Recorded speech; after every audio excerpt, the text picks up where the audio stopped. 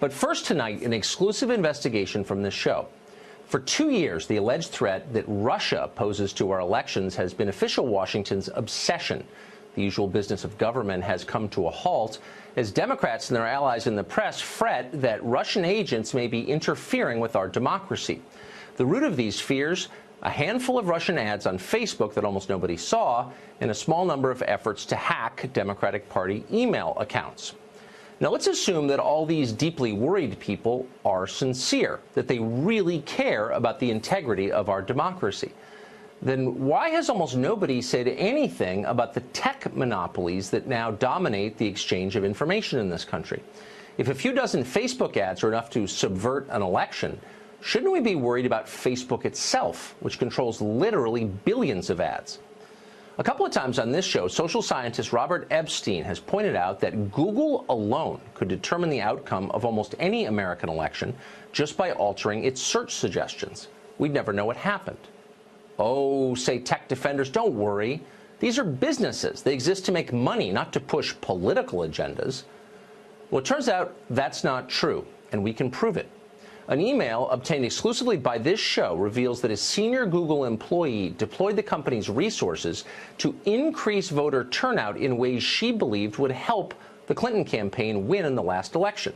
The email we obtained came from a woman named Eliana Murillo, the former head of Google's multicultural marketing department. She sent the email on November 9th, 2016. That was one day after the presidential election. That email was subsequently forwarded by 2 Google vice presidents to more staff members throughout the company. In her email, Murillo touts Google's multifaceted efforts to boost Hispanic turnout in the election. She notes that Latinos voted in record-breaking numbers, especially in states like Florida, Nevada, and Arizona, the last of which she describes as, quote, a key state for us.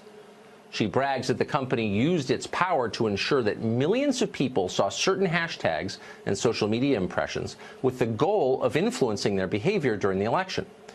Elsewhere in the email, Murillo says Google, quote, supported partners like Voto Latino to pay for rides to the polls in key states. She describes this assistance as, quote, a silent donation. Murillo then says that Google helped Voto Latino create ad campaigns to promote those rides. Now, officially, Voto Latino is a nonpartisan entity, but that is a sham. Voto Latino is vocally partisan. Recently, the group declared that Hispanics, all Hispanics, are in President Trump's, quote, crosshairs. They said they plan to respond to this by registering another million additional Hispanic voters in the next presidential cycle. Voto Latino is a group with clear political goals, goals that Google supported in 2016. We asked both Google and Voto Latino for clarification. What exactly did Murillo mean by a silent donation? This is a potentially significant legal question. Neither company responded to us. At the end of her email, Murillo makes it clear that Google was working to get Hillary Clinton elected. This wasn't a get out the vote effort, whatever they say. It was not aimed at all potential voters. It wasn't even aimed at a balanced cross-section of subgroups. Google didn't try to get out the vote among, say, Christian Arabs in Michigan or Persian Jews in Los Angeles. They sometimes vote Republican. It was aimed only at one group, a group that Google cynically assumed would vote exclusively for the Democratic Party. Furthermore, this mobilization effort targeted not the entire country, but swing states vital to the Hillary campaign. This was not an exercise in civics. This was political consulting. It was, in effect, an in-kind contribution to the Hillary Clinton for President campaign.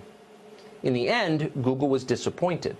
As Murillo herself conceded, quote, ultimately, after all was said and done, the Latino community did come out to vote and completely surprised us. We never anticipated that 29% of Latinos would vote for Trump. No one did. If you see a Latino Googler in the office, please give them a smile. They are probably hurting right now.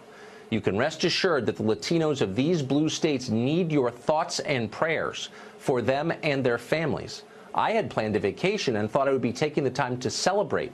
Now it will be time to reflect on how to continue to support my community through these difficult times, end quote. Nobody at the DNC was more upset by the results than Murillo. Google tried to get Hillary elected. They failed this time. We reached out to Google. The company did not deny that the email was real or that it showed a clear political preference. Their only defense was that the activities it described were either nonpartisan or weren't taken officially by the company. But of course, they were both. Plenty of people in Google knew what was going on, and we've seen no evidence that anyone at Google disapproved of it or tried to rein it in. 2 years later, Google is more powerful than it's ever been, and the left has increasingly become radical in what it is willing to do to regain political power.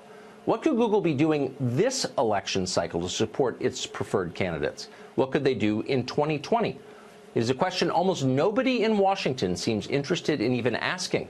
They ought to be interested.